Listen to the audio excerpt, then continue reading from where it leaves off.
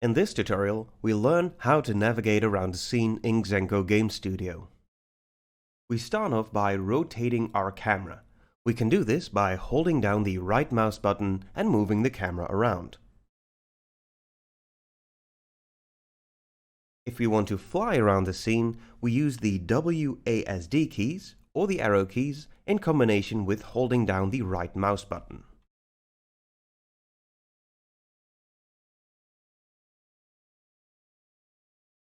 We can move even faster if we combine those keys with the Shift key pressed as well.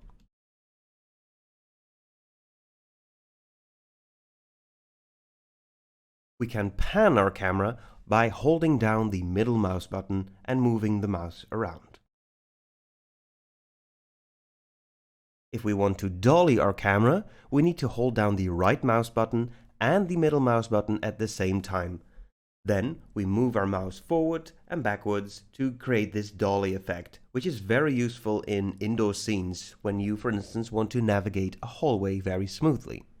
We can also move our camera upwards by holding down the right mouse button and pressing the E key. We can do the exact same thing going down by using the Q key. We can combine this with the Shift key if we want to move down or up at a faster pace.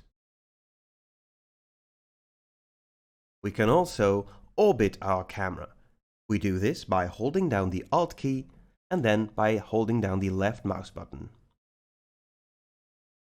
An orbit camera always uses the center of the screen, so no matter what entity you have selected, the center of the screen is used for the orbiting camera.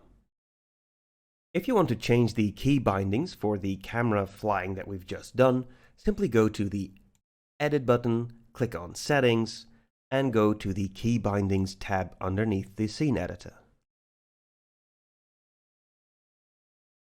If we want to focus on an entity that is placed somewhere in our scene, we can either do this by going to the entity in our scene hierarchy and clicking on the magnifying glass, or we can select the object in the scene itself and pressing the keyboard shortcut F. The near plane is the closest point to the camera, and by default that is a value of 0.1.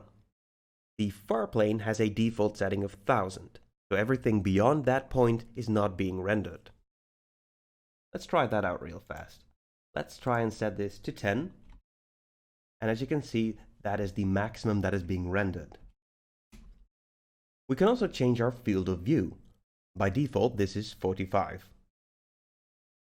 If we go any higher than 90, then you'll see a sort of fisheye lens effect starting to occur. We can also change the speed of our camera's movement. If you want to move a little bit slower in an indoor scene, you want to have a lower speed. But if you have a very large terrain, you might want to increase the speed to a far larger value.